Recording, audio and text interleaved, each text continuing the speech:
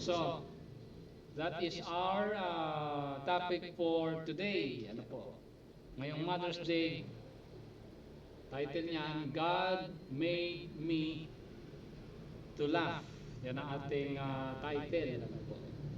Anyway, marami tayong verses na pupuntahan, but sana matapos natin ito. Ano po? Unang-una po dyan, itong Psalm number 2, verse number 4, where the Bible says, He that sitteth in the heavens shall laugh. Okay, ang tingin natin minsan sa salita ng Panginoon ay boring, ano po, masyadong seryoso ang Bible daw. Pero pag babasahin mo, pag-aralan mo ang kabuuan ng salita ng Panginoon, ay may mga humorous account sa Bible. May mga nakakatuwang tagpo sa Bible. Ano? Okay. May iba't ibang pamamaraan ng pagtawa na binabanggit po dito. Unang-una po dito sa Psalm number 2, verse 4, na He that sitteth in the heavens shall laugh. Sabi diyan. Kailan daw aalakak ang Panginoon? Another verse ay ito pong Genesis 17 verse number 17, where the Bible says, Then Abraham fell upon his face and laughed, and said in his heart, Shall a child be born unto him that is 100 years old? And shall Sarah, that is 90 years old, bear? At sa chapter, ano to? Chapter 18. Chapter 18. Ano po? Ay ganun din ang nangyari po dito. Ano po? Verse number 12 sa account naman ni Sarah yata to, 18 verse number 12. Ayan. Therefore Sarah laughed within herself, saying, After I am waxed old, shall I have pleasure, my Lord being old also? Sabi diyan. So, makita natin na hindi lang pala si Abraham ang tumawa dyan, but even Sarah, po, sabi po dito, po. Natin, ayan, sa verse number 12. Opo. And then, this is also projected sa chapter 21, if I'm not mistaken, of the book of Genesis, verse number 6, yata yun, 6. And Sarah said, God hath made me, ganyan po, ano po, ay, ano ba yun? Natin verse number 6. And Sarah said, God hath made me to laugh, so that all that hear will laugh with me. Sabi niya, maliwanag, ano po. Okay, so, itingnan natin. Ito ay, itong statement ni Sarah sa chapter 21 verse 6 ay both prophetic, ano po, ito po ay prophetic statement, ano po, at figurative and idiomatic also. God made her to laugh so that all that will hear will laugh with me. Sabi diyan ni Sarah, ano po. Now, talking about ang kwento po kasi dito ay ito ang pangako ng Panginoon po na binigay kay Abraham, na naging foundational foundational sa mga blessings ng Panginoon sa buong mundo.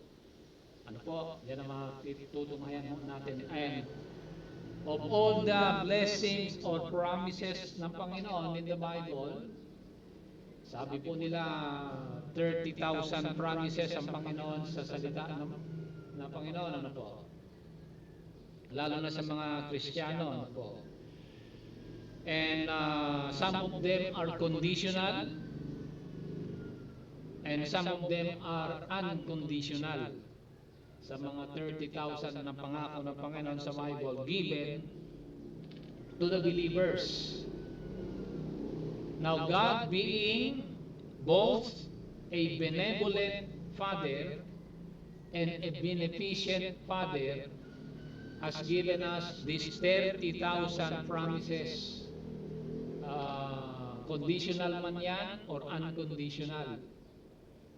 Ganyan po ang reflection ng Panginoon sa kanyang creation. So it does not matter kung kayo po ay, ang tao po ay tumanggap sa Panginoon o hindi. Dahil sabi ng salita ng Panginoon, ang araw ay sumisikat at lumulubog sa mga sumusunod sa Kanya o hindi man. Okay? So God, the sun rises both to the righteous and to the wicked. So, diyan natin makita na ang ating Panginoon is benevolent Father. And He is also a beneficent Father. Ibig sabihin, sa mga tao po na nakatupad ng kondisyon ng Panginoon, ay may mga rewards na naghihintay sa kanila. Now, all of these 30,000 promises ng Panginoon are made possible because of this statement ni Sarah sa Genesis 21 verse 6, where she said, God hath made me to laugh so that all that hear will laugh with me. Ano po? So dito nakita natin yung if you are fond of studying of prophecy, makikita mo yung statement na yan na they are fulfilled many times, ano po, okay, in the Old Testament.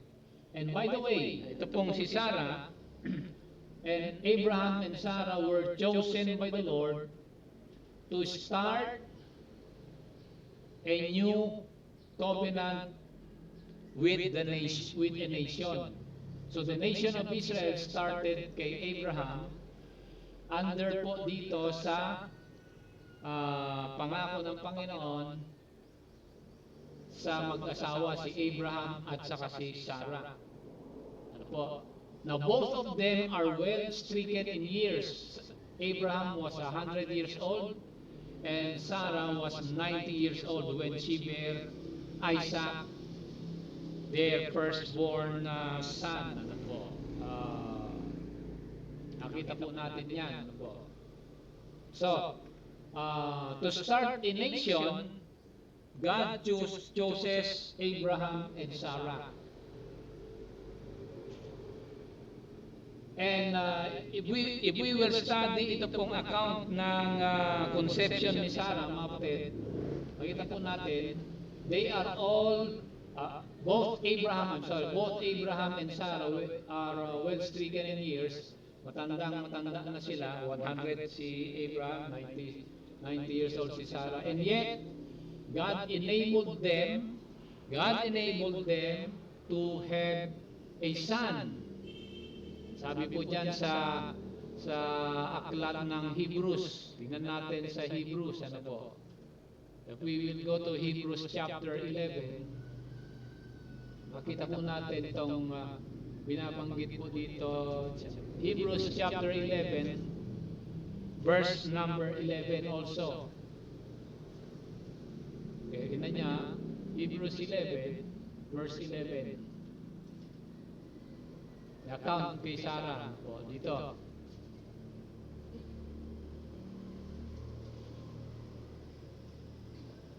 Through faith, also Sarah herself received strength to conceive a seed, So yan, no, yung binabanggit ni Apostle Paul na Sarah received strength dahil 90 years old na siya, si Abraham 100 years old. Okay? So she received strength and was delivered of a child when she was past age because Sarah judged him faithful who had promised. Yan po, sa Hebrews 11, verse number 11. So, ang nakita ni Sarah po dito, nung nangako ang Panginoon sa kanila na magkakaroon sila ng anak, ano po, ay yung faithfulness ng Panginoon, yung both benevolent and beneficent character ng Panginoon. Nakita po yan ni Abraham and also with Sarah. Okay. Although in the first account ng pangako ng Panginoon, nabasa natin kanina, Abraham laughed. Di ba? Nung nangako ng Panginoon kay Abraham na magkakaroon ka ng anak, sabi niya, okay, humalakhak si Abraham. Ano po? At ganun din si Sarah. Nung binisita ng Panginoon si Abraham the second time at nag-uusap sila, narinig ni Sarah yung sinabi ng Panginoon kay Abraham na magkakaroon sila ng anak, umalakhak din si Sarah. And yet, after some time, she received strength, sabi po dito, to conceive, and she judged the Lord faithful who had promised. Okay, so yan. God made me to laugh. Yan ang ating topic ngayong umaga. Bakit ano ba maganda sa paghalakak? Okay, nabasa natin kanina sa Psalm number 2, ay humahalakak din ang Panginoon pagdating sa judgment. Pagdating sa judgment ng lahat ng mga tao, ay hahalakak din ng Panginoon. Ano po? Okay. According sa science, kapag humahalakak o tumatawa ang isang tao, ang katawan daw natin ay nagre-release ng endorphins. Hindi ko alam ano yung endorphins, yan yung mga medical name, scientific name ng mga nasa loob natin. Itong endorphin, ito yung tinatawag nating natural na painkiller sa loob ng katawan natin. Okay, kaya kapag meron kang nararamdaman na kunting sakit, huwag kang iinom kaagad ng gamot. Meron kang natural painkiller. Para ma-activate yung painkiller mo, humalakhak ka lang, tumawa ka lang. Sabi ng mga medical doctors. Kasi yung ibang tao, nakararanas sila ng konting sakit, inom ng gamot. Okay, hindi nila alam, meron silang natural painkillers na tinatawag na endorphin na na-activate po yan. Gumagana po yung painkiller sa katawan mo kapag ikaw ay masaya, kapag ikaw ay ngumingiti, kapag ikaw ay humahalakhak. Okay? Kaya minsan totoo sinasabi ni Freddie Aguilar, tawanan mo ang iyong problema. Sabi niya sa kanyang kanta, di ba? O kaya manood ka ng mga nakakatawang palabas. Huwag kang manood ng puro drama saka puro action na suntukan, barilan. Namamatay yung endorphin mo. Manood ka ng mga comedy para ma-activate yung mga endorphin mo, mga natural painkillers yan. Kapag ka humalakhak ka, okay, ay na-activate sila. They promote feelings of happiness and well-being. Itong tinatawag na endorphin. Pangalawa, siyempre, kapag humahalakhak ka, ay pag tumatawa ka, tumataas yung BP mo. Yung blood pressure mo tumataas. Kapag tumataas yung blood pressure mo, hindi naman taas ng taas na masyado, ay napaplas out yung mga nagpa-flush out yung mga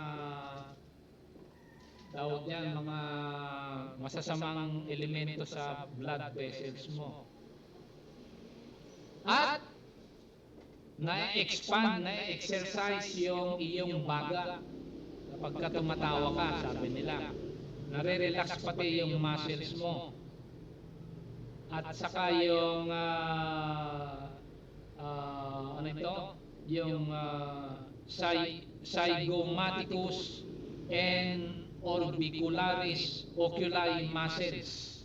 Ito yung mga muscles sa mukha. Ilan ba ang muscles sa mukha ng tao? Ilan bang muscles yan? Pagka tumatawa daw ang tao, na-exercise yung mga muscles sa mukha mo, ayan, nagkakaroon na pa-flush out yung mga toxin sa iyong katawan. Ay iwasan yung tinatawag nilang stroke sa mata. Okay? Kasi na-exercise yung mga muscles sa mukha. May na-stroke din pala ang mata. Okay, so naiwasan yan kapag ang tao ay masaya. At ang tawag dyan, yung mga neurotransmitters naman sa utak natin, nagre-release ng dopamine. Yung dopamine, ito yung hormone sa katawan natin na nagpapasaya sa tao pagka humalakak ka. Okay? Ito yung voluntary na paghalakhak, hindi yung pilit na halakhak, ha? Hindi yung pilit na tawa, o hindi naman yung sobrang tawa, no? Iba naman yung tawa ka na lang ng tawa kahit isang salita lang. Hindi pa natatapos yung kwento, tumatawa ka na. O hindi pa dumarating yung punchline, tumatawa ka na. O kaya hindi pa bumubuka yung bibig lang na nagkukwento, humahalakak ka na. Ay iba na ibig sabihin nun, meron ka ng kailangan mo na ng psychiatrist nun. Okay? So, yan ang nangyayari kapag ang tao ay humahalakak.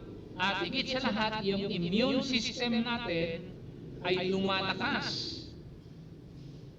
Okay, sa pamamagitan ng pagtawa natin, na-increase yung antibody at na-activate yung natural killer cells natin, yung tawag sa killer cells natin sa loob ng katawan, na-activate yon. Okay, yung ano yan, mga military cells sa loob ng katawan natin, na-activate yan, yung T cells. Merong T6 yata yun, yung mga immune system natin na napapalakas ang katawan mo kapag ikaw ay tumawa o masaya. Pagka masaya ang tao, ay lumalakas ang iyong immune system. Ano po? So iwasan yung nakasimangot. Pag pumunta kami minsan sa opisina sa Maynila, lalo na sa Maynila kami, lalo na pag pupunta ka sa matataas na building sa Makati, pagpasok mo sa opisina, may karatula doon. May picture doon na malaki. Picture ng chimpanzee. Okay, picture ng unggoy. Tapos sa ilalim niya, may nakasulat doon sa ilalim niya, bawal nakasimangot dito. O, totoo yun. Ano po, pagka tayo po ay masayahing tao, yung immune system natin ay nabuboost, napapalakas ang katawan.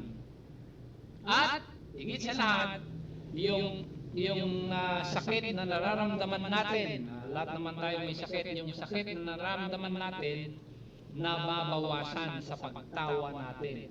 So no wonder why itong verses na pinupuntahan natin, ano po mga kapatid, ay tinatawag na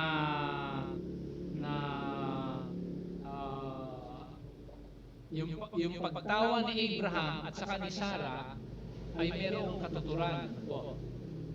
At mayroong pong basihan yung kanilang pagtawa po. But if we go back dito po sa Genesis 21 verse number 6, tingnan natin ulit itong overview ng lesson natin. God had made me to laugh. So gusto ng Panginoon, tumawa tayo, o masaya tayo lagi. Okay? Sabi nga, huwag mong problemahin yung problema. Kasi pagka meron kang problema at problema mo, nagiging dalawa tuloy ang problema mo. Okay, so panalangin mo lang yan sa Panginoon. God had made me to laugh, sabi ni Sarah. Gusto ng Panginoon tayo ay masaya. Gusto ng Panginoon tayo po ay tumawa. Dahil, so that all that hear, dahil sa mga tao na nakakarinig na masaya tayo, ay magiging masaya din sila. Sabi diyan po. So God made Sarah and Abraham to laugh. And after that, yung mga nakakarinig naman, nakikita na masaya tayo, magiging masaya din sila po. Kahit na mahirap ang buhay natin, may mga pasanin po tayo, ay nagiging magaan po yun kapag masaya po tayo po. And also, take note itong verse number 5 po. Abraham was 100 years old when his son Isaac was born unto him. Now, bakit kaya humalakhak si Abraham and Sarah? Dito natin makikita yung katotohanan ng salita ng Panginoon na God will lead His people sometimes through circumstances. Okay, halimbawa, meron kang ibang bagay na gustong gawin at hindi mo magawa-gawa. Ibig sabihin niyan, ayaw ng Panginoon na gawin mo yon. So huwag kang ma-discourage. Tanggapin mo na hindi mo pwedeng gawin. O kaya meron kang lugar na gustong puntahan, pinagplanuhan mo na, pinaghandaan mo na, tapos hindi natuloy. Yung iba talagang nadi-discourage sila. Kasi hindi nila alam yung katotohanan na God leads us through circumstances. Ang Diyos po natin ay buhay, hindi po patay yan. So kung hindi ka natuloy sa lugar na pupuntahan mo, kahit naghanda ka na, at mayroong nangyari, ibig sabihin yan, ayaw ng Panginoon na gawin mo yung isang bagay na yon. Huwag mong kontrahin ang Panginoon, tanggapin mo para ikaw ay maging masaya. Kasi yung iba pinipilit pa eh. Ayaw na nga, hindi ka nga papupuntahin, pipilitin mo pa. Hindi, pagdating doon, magkakaproblema. So God made me to laugh, sabi po dyan sa Genesis 21, verse number 6. And ano ang reason bakit God made them to laugh? Dahil sa kanilang anak. Now take note, ano po, yung kanilang anak si Isaac.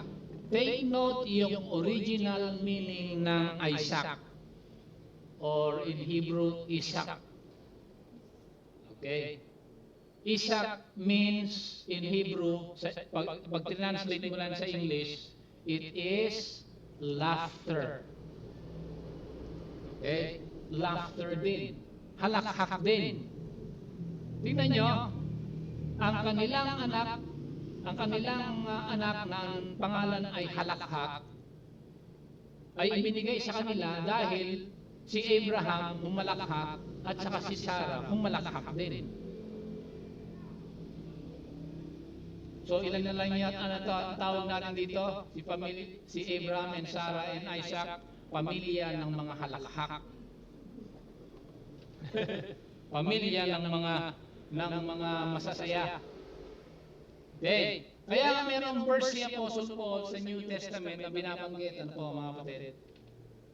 Rejoice evermore. Sabi niya, di ba? Dahil may katuturan po yan. Ano po. So, ito po yung mga literal meaning ng papag-aralan natin. God made me to laugh. Okay. Now this is a prophecy. Tingnan nyo, okay? Nung ipinanganak si Isaac, siyempre naging masaya si Abraham and Sarah. Okay. Now, sabi ko nga, itong verse number 6 is a prophetical statement made by Sarah. So tingnan natin puntahan natin sa New Testament yung fulfillment po nito. Puntahan natin sa aklat ng Luke. Asan na ba yung Book of Luke? Puntahan natin yung Luke chapter fulfillment ng statement ni Sarah. Luke chapter 1.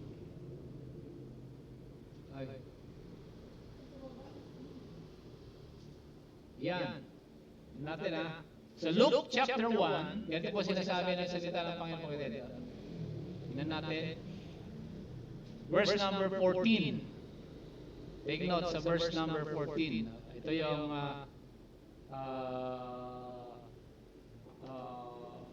fulfillment po. Dalawa po ito. Una, sabi po dito, and thou shalt have joy and gladness, and many shall rejoice at his birth.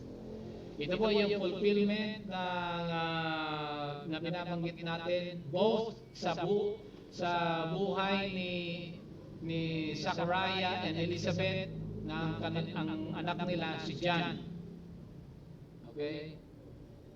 Now, sa buhay ni Abraham and Sarah started unlock the possibility that the nation of Israel started. Nagkaroon ng bansang Israel dahil kay Abraham and Sarah. So, the birth of the nation of Israel came forth because of a miracle. Bakit? Dahil Abraham and Sarah are not physically able to have a son. But God empowered them. Yan yung nakita natin kanina sa book of Hebrews chapter 11, di ba? That Sarah received strength to conceive a son. Now, in the New Testament, dito naman po, okay, sa life ni John the Baptist, ganun din ang nangyari po dito, both si Zachariah and Elizabeth, at yung pagdating ni John the Baptist was also a miracle. Okay? So because of them, nagkaroon ng joy and gladness, and many rejoice at his birth. Sabi ko dyan. Now go down sa verse 46. Sa verse 46 tayo ng Luke chapter 1. 46. Ayan. So, ito naman yung prototype, na fulfillment, na binabanggit po natin na prophetical statement ni Sarah, yung conception ni Mary sa ating Panginoon. My soul that magnify the Lord, and my spirit hath rejoiced in God my Savior. Sabi po dyan ni Mary. Okay, so, verse number 58 also, ganun din. And her neighbors and her cousins heard how the Lord showed great mercy upon her, and they rejoiced with her. So, yan yung binabanggit natin dito po sa Genesis 21 verse number 6. God had made me to laugh, so that all that hear will laugh with me. Sabi po dyan, mga kapatid. So, ibig sabihin, hope was given and assured of kila Abraham and Sarah. Ito po yung chapter 18 ba ito? Ng Genesis. Let's go to chapter 18. Makikita po natin dito, verse number 14. Okay, verse 14. Yan. Is anything wherefore did Sarah laugh? Sabi diyan, saying, shall I of a surety bear a child which I'm old? So they doubted. Abraham and Sarah doubted the promises of the Lord in the first place. Ano po? Okay? So yung paghalakhak ni Abraham and Sarah was a laugh to scorn. Okay? Tinawanan nila yung pangako ng Panginoon. But God did not give up on Abraham and Sarah dahil alam niya sila po ay fit to bear a son as a testament of the miracle of God. So ang sabi ng Panginoon, ang plano ng Panginoon, I want a new nation. I want a new nation that shall bear my name and they shall carry my name throughout the ends of the earth. And I will make you to bear a son. Yan ang pangako ng Panginoon kay Abraham and Isaac. So nung narinig ng Panginoon na humalakhak si Abraham and Sarah, ang sabi ng Panginoon sa verse 14, is anything too hard for the Lord? Okay? Yan yung kasagutan na nagpatigil sa paghalakhak ni Abraham and Sarah in derision, mga kapatid. Ano po? So they laughed, Abraham and Sarah laughed to scorn, not knowing that God is able to make them the foundation of the nation of Israel. So, hope was given and assured of. Nung sinabi ng Panginoon, is anything too hard for the Lord? Meron bang mahirap gawin ang Panginoon? Ano ang hindi kayang gawin ng Panginoon? Lahat kayang gawin ng Panginoon. Pero ano ang hindi niya gustong gawin at hindi niya kayang gawin? Sinagot yan ni Apostle Paul, di ba?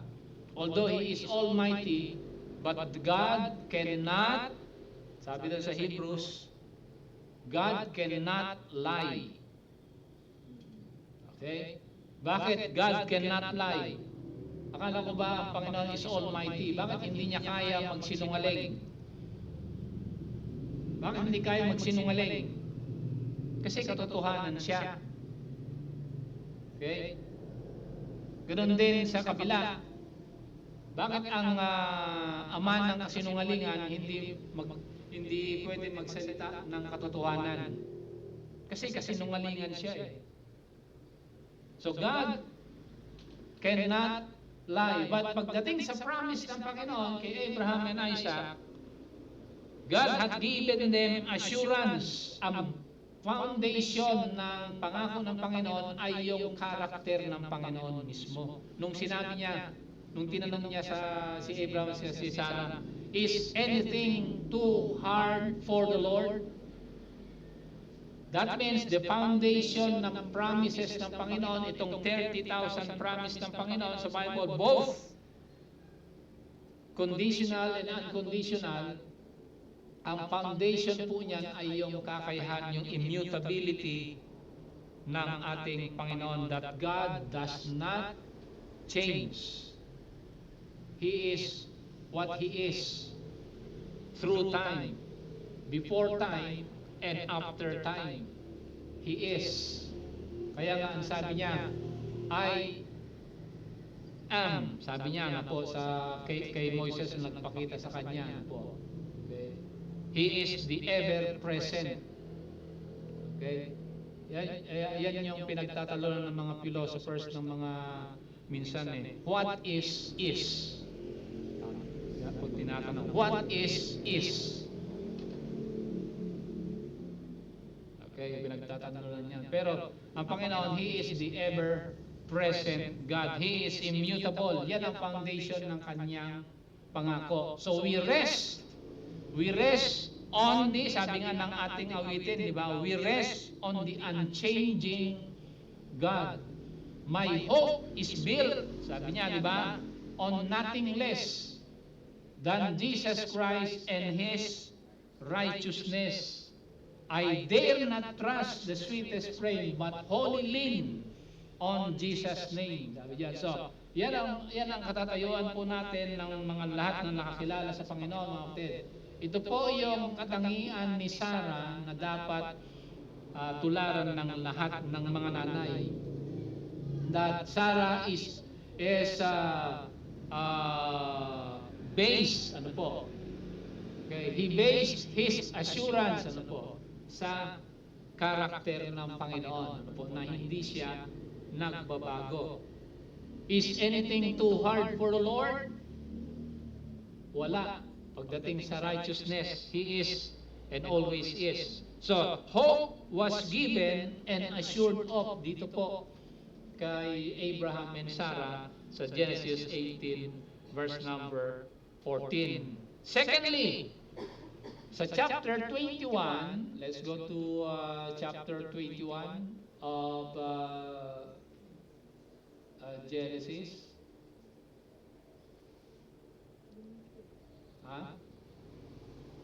Chapter 21 verse number 2. Ay.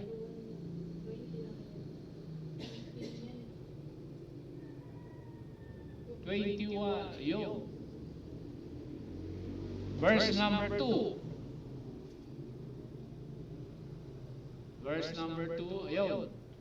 For Sarah conceived and bare a son, Abraham's son in his old age, at the set time of which God had spoken him. Now, titignan natin ito, ano po? Meron pong appointed time po dito, ano po? God appointed a time kung kailan manganganak si Sarah. Okay. And Abraham called the name of his son that was born unto him of Sarah bare to him Isaac. Sabi diyan, or laughter. Again, pamilya nga ng halakhak ito eh. Okay? So, dito makikita po natin hanggang verse number 6 actually dito, pero skip natin. And Sarah said, God had made me to laugh, and so on and so on. Nabasa natin kanina. Dito, makita po natin that the blessings to the nations were unlocked. Okay?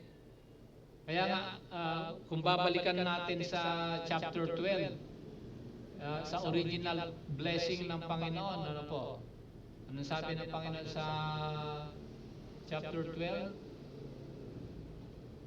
ng Genesis? Okay, verse number 1, I believe. Ayan. Ayun.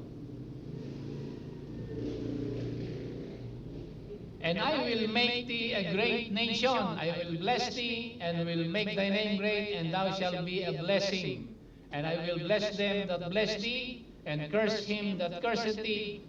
And in thee shall all of the families of the earth be blessed.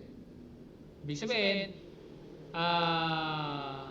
yung blessing ng Panginoon to the nations were made possible dito po sa faith and trust na ni Abraham and Sarah sa pangako ng ating Panginoon. Ano po? And her faith, yung kanilang pananampalataya, ano po? If we go to, ano ba ito? Asan na yung Hebrews? Hebrews ba ito? Sa Hebrews? Hebrews tayo? Go back to Hebrews. If we go back to Hebrews, dahil makita po natin doon yung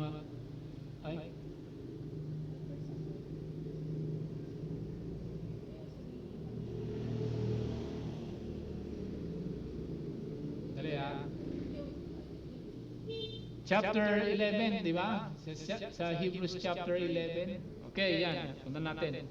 Her faith, yung pananampalataya ni Abraham and Sarah,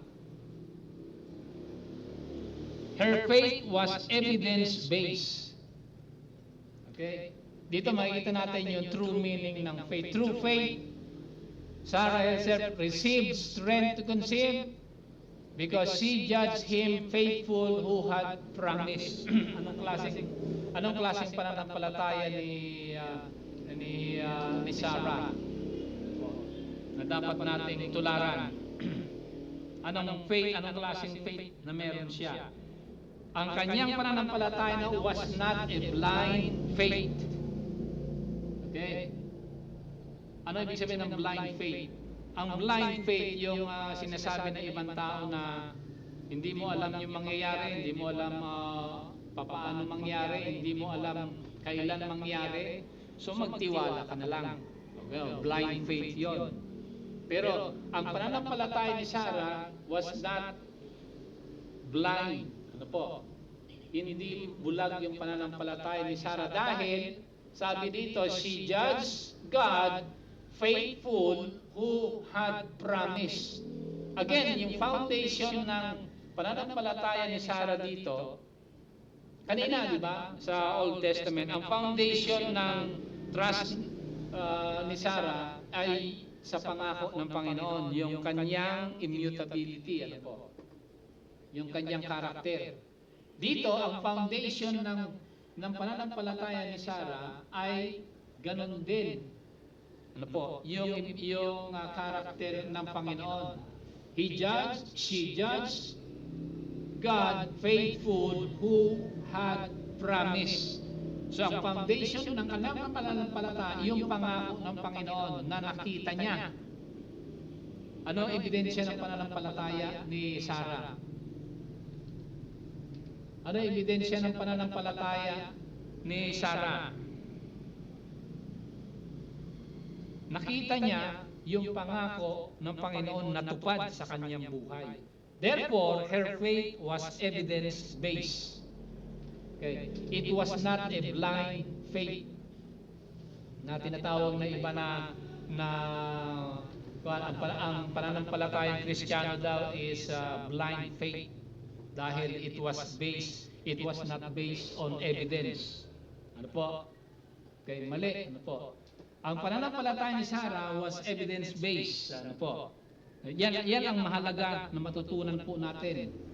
Review natin, ang pananampalataya natin ay evidence faith, mga kapatid. Ano po? Ano pa itong evidence faith dito? Throughout history, pagdating sa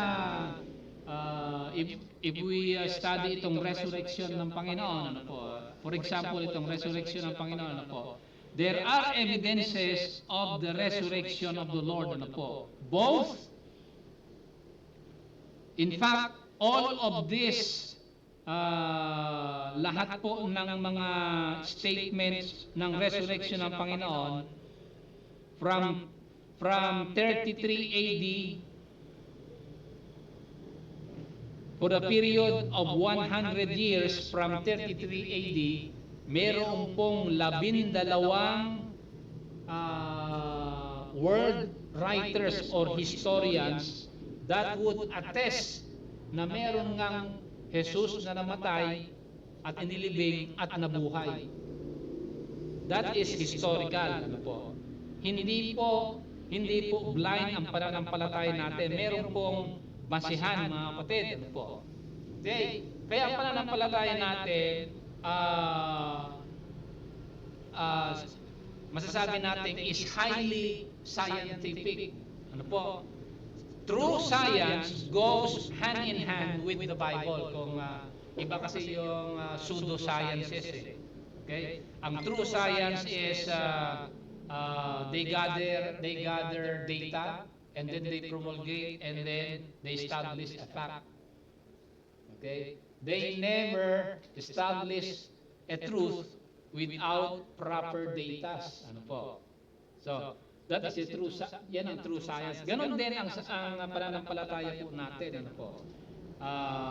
Wala pong pananampalataya sa buong mundo that is more evidential than Christianity itself. Ano po? Napag-aralan po natin yan sa sa sa mga studies po natin about miracles, ano po. Halimbawa na lamang, ano po, ito pong pag pinag-usapan tong miracle, ano po, from Abraham to the Lord Jesus Christ, in the Bible, there are 250 miracles. Approximate to, hindi kasama lahat, mga kapatid, ano po. Now, this will just give us an idea na ang pananampalataya natin is not a blind faith, it is an evidence-based faith. So from Abraham to the Lord Jesus Christ, meron pong 250 miracles. Intermittent miracles ito, ha? Okay, intermittent miracles. Ano po? Walang set date. Ano po? Walang exact pattern na sinusunod. Ano po? Okay. Now, that is the period of 2,000 years. So 2,000 divided by 250, malalaman natin yung frequency ng miracles in the Bible. Ano po. So, ang masasabi lang po natin, mga kapatid, ang pananampalataya ni Abraham and Sarah was evidence-based, yung kanilang faith. Ano po? Kaya ang pananampalataya natin, ganon din ang gagawin natin. Huwag tayong maniwala sa isang katuruan o isang bagay na walang batayan, ano po, na hindi mo mababasa sa salita ng Panginoon. It must be evidence-based on the Word of God. Now, tignan natin. Anong kinalaman nito sa atin, mga kapatid? Okay? So, natin na naman natin, iba naman ang lahi ni Abraham, ano po, saka ni Sarah, ano po. Pero anong kinalaman niyan sa atin dito? Puntahan natin sa sinasabi ni Apostle Paul. Wind down na tayo sa book of Galatians, chapter 3. If we go to Galatians chapter 3, ganito sinasabi ni Apostle Paul. Ano po? Tingnan niyo, ha, yung summation ni Apostle Paul was the apostle to the Gentiles, chapter 3, verse number 26. Okay, 26. Ayan. Sabi ni Apostle Paul, tingnan niyo, ha? For ye are all children of God by faith in Christ Jesus. So lahat po ng totoong Kristiyano ay sa pamamagitan ng pananampalataya sa Panginoon. Again, itong pananampalataya nito, this is evidence-based. Ano po? Hindi po blind faith yan na sinasabi ng iba. Ano po? That Christianity is a blind faith dahil ay hindi nila nakikita yung nakikita natin. But sabi nga sa Hebrews chapter 11, faith is the evidence of things hoped for. Okay? Paano magkakaroon ng evidence ng bagay na hindi nakikita? Evidence of things hoped for and the substance of things not seen. Okay? Paano ba yun? Things, tama. Or either way. Okay? Ayan. Faith is the substance of things hoped for, the evidence of things not seen. Okay? Ayan, sa Hebrews 11 verse number 1. So, our faith in the Lord Jesus Christ is evidence-based. Hindi po tayo naniniwala sa mga sabi-sabi. Okay, hindi pwedeng maniwala sa sabi-sabi sa magagalit ang mga abogado dyan. Hearsay. Sasabihin nila sa iyo. Hearsay. Okay. Lalo na pag ikaw ay nag-aaral, dapat marunong ka mag-interpret ng mga evidences, mag-collate. Ganon din pag gagawa ka ng term paper or write-up, mag-gather ka muna ng evidence, di ba? Bago ka magsulat, mag-formulate ng thesis, and then antithesis, and then synthesis ang lalabas niyan. Okay? Ganon din ang pananampalataya natin. Faith in the Lord Jesus Christ is evidence-based, mga kapatid. Marami tayong evidence na dapat banggitin, pero kulang tayo sa panahon. Pero outstanding dito, we are all children of God by faith on the Lord Jesus Christ, sabi po dyan. And take note sa verse, sa last verse ba ito? Punta na yung last verse. Tingnan nyo, ha? Ay. Oh. And if ye be Christ, kung tumagang ka sa Panginoon, then ye are Abraham's seed and heirs according to the promise na naman, di ba? Kung anong promise ng Panginoon kay Abraham, ganun din yung promise na ibibigay sa atin ng Panginoon. Yan ang ibig sabihin po yan ni Apostle Paul. Ano po? Okay? Yung pananampalataya ni Abraham and Sarah, which are not blind, ano po, yung pananampalataya nila, evidence-based, ganun din ang pananampalataya natin sa Panginoon. Therefore, sabi ni Apostle Paul, we are Abraham's seed and heirs according to the faith. Tagapagmana ba tayo ng kalangitan dahil sa pananampalataya? Hindi. Okay, tagapagmana tayo dahil sa pangako ng Panginoon. Po. Matotoo nga, ang tao pupunta sa langit sa pananampalataya lamang. Okay? Pero hindi po reason ang pananampalataya na pagpunta sa langit. Hindi yun ang main reason. Subjective reason yon. Ang objective reason ng going to heaven is the promise. Yung promise ng Panginoon. Ang Panginoon talaga, siya ang objective reason of going to heaven. Yung faith is just subjective reason. Huwag kayo magkakabali kasi marami nagtuturo, sabi nila, ang kaligtasan ay sa pamamagitan ng pananampalataya lamang. Totoo naman yun. But they focus more on the faith. Meaning, faith is an ability of a person. Kung wala ka daw ability na faith, hindi ka maliligtas. Yung sinasabi, may mga splitting hairs na binabanggit sila. Not knowing na yung pananampalataya ay ibinigay lamang ng Panginoon. Pero hindi yun yung basihan ng pagpunta sa langit. Ang pinakabasihan talaga is the promises of the Lord. Ano po? Ang karakter ng Panginoon mismo. Okay? Tulad kay Abraham, ano po? They received the promise of the Lord. Okay? O yan, na magkaroon sila ng anak in their old age based on the character ng Panginoon that He is immutable, does not change. Mga kapatid, ano po? So we are all believers and children of Abraham by faith, sabi ni Apostle Paul, and we are given the same promise.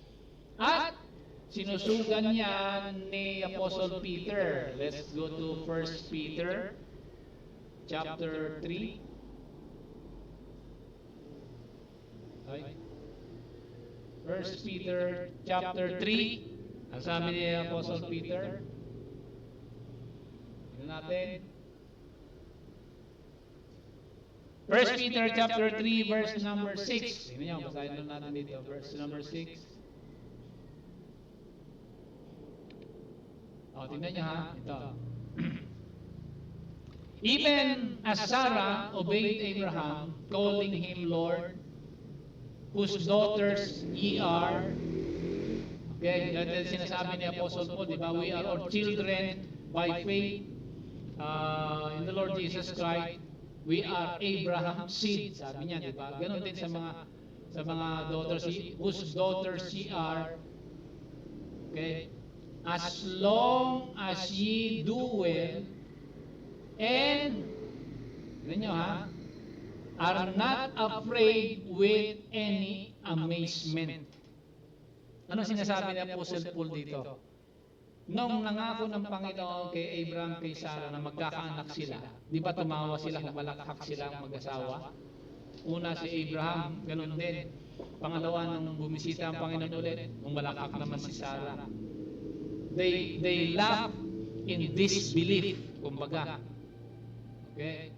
Nasabi ni Apostle Peter dito, huwag niyong gayahin yung ginawa ni Sarah and Abraham that they laugh in disbelief the first time. Kaya sabi diyan, you should not be afraid with any amazement. Ibig sabihin, kung ano yung pangako ng Panginoon, and by the way, ito po yung isang character ng pangako ng Panginoon na every promise ng Panginoon po. Bawat promise ng Panginoon is amazing. Okay? Ano ba Tagalog ng amazing? Ha? Ano Tagalog ng amazing? Nakakamangha o hindi ka panipaniwala. Okay. Ang pangako ng Panginoon ay hindi ka panipaniwala. Katulad kay Abraham, ano po, 100 years old na siya, si Sarah, 90 years old na, nangako ang Panginoon sa kanila, magkakaroon kayo ng anak na ang pangalan Halakhak.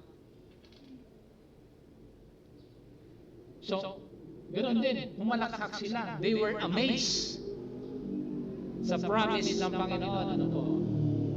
Ibig sabihin dito, sabi ni Apostle Peter, okay, pagdating, may mga panahon na mahirap maniwala sa pangako ng Diyos.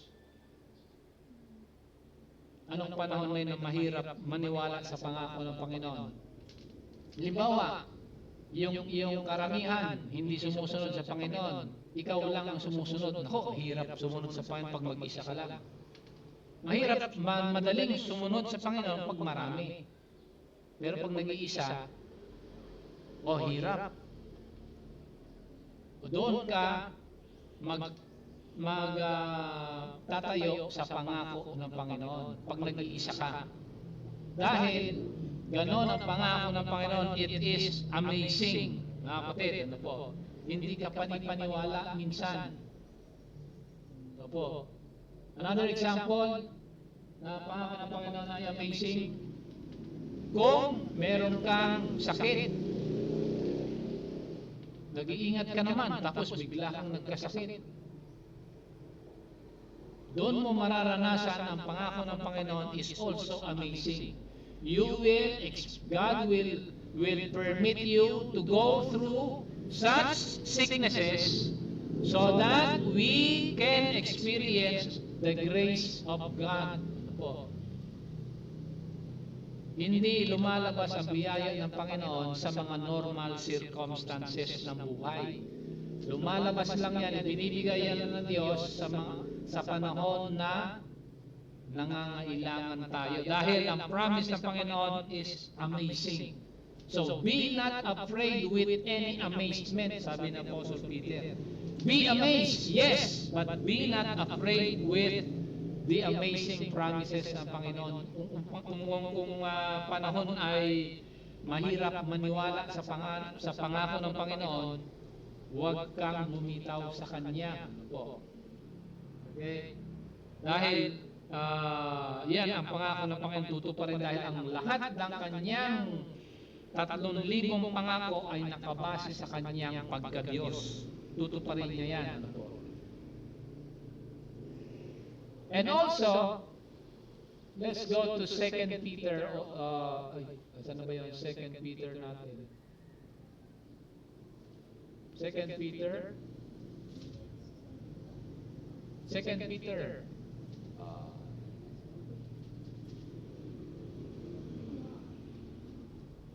2 Peter chapter 1.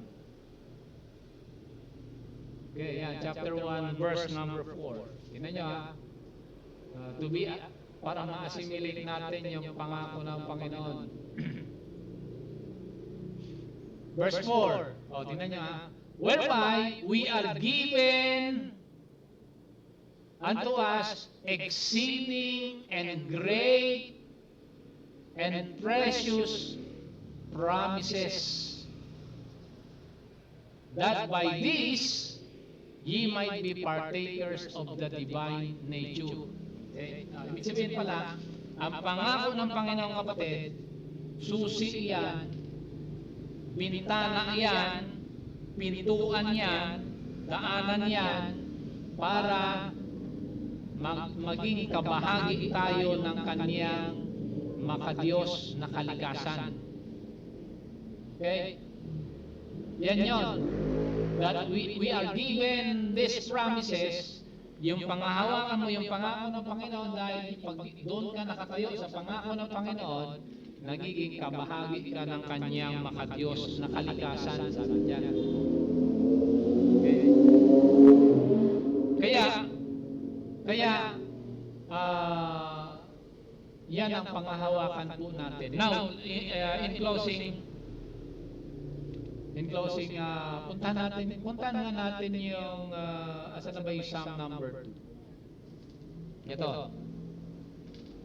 Kailan ba hahalakhak ang Panginoon? Kasi sabi diyan, He that sitteth in the heavens shall laugh.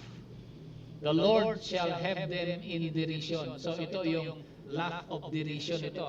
Ito yung halakhak ng Panginoon na pang-insulto. Okay? Halakhak ng Panginoon ito ng pang-insulto sa kanyang mga kaaway. Kailan ito? Verse 4 and verse 5, ano sabi dyan? Then he shall speak unto them in his wrath and vex them in his sore displeasure. Kailan ito? Kailan mangyayari ito? Ha? Kailan mangyayari ito? 22 verse 7.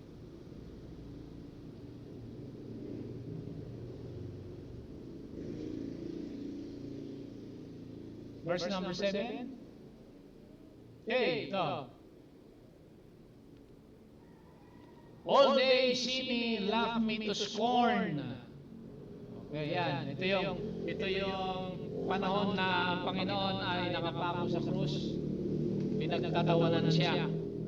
So nandiyan yung laughter of scorn. Pero kailan mangyari yung ang Panginoon nga ay tatawa siya ng may pag-insulto. Tingnan natin. Let's go to the book of Isaiah and see, ito pong chapter 11. Isaiah chapter 11, ito sinasabi ng Panginoon.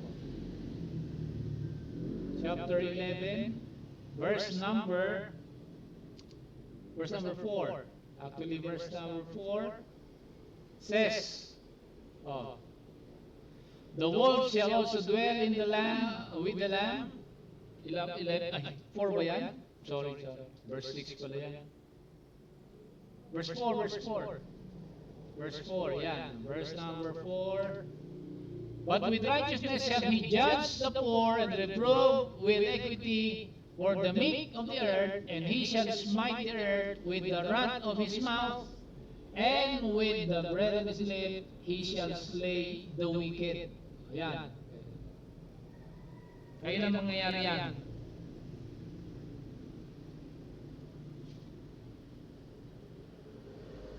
Kailan mangyayari? Puntahan natin yung sinasabi ni Apostle Paul sa aklat ng 2 Thessalonians chapter 2 verse number 8. Verse number 8 tayo. Ayan. Then shall the wicked be revealed, whom the Lord shall consume with the spirit of his mouth, and shall destroy with the brightness of his coming. Kailan mangyayari yan? Napaparusahan ng Panginoon lahat ng mga may kasalanan sa kanyang pagdating, mga kapatid. Ano po? At the brightness of his coming. Nasabi niya ni Apostle Paul. The brightness of his coming. Yeah. So how do we escape? How do we escape the judgment of God? paano ang tao makaligtas dito po sa sure judgment ng Panginoon at His coming. Kasi pag dumating ang Panginoon, that will commence lahat na ito po, yung judgment para sa mga tao at para sa mga anghel. Ano po? Okay, dito, we talk about yung great white throne judgment in the book of Revelation. How do we escape the judgment of the Lord? Ang gagawin natin ay isa lang, mga kapatid. Ano po?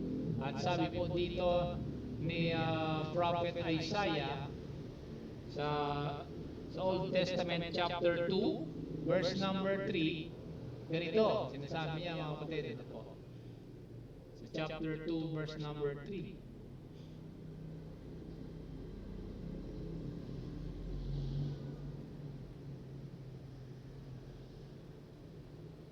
Okay, chapter 2 verse number 3.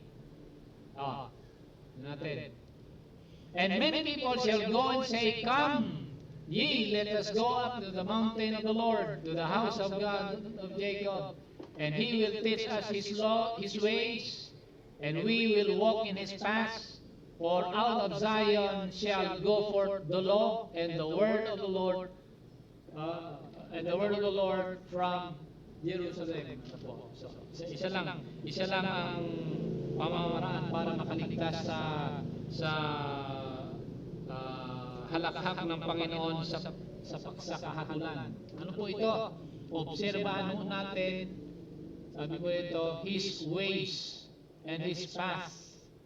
Sabi po dyan, walking in His ways, and we learning His ways and walking in His paths. Kapatid, ano po?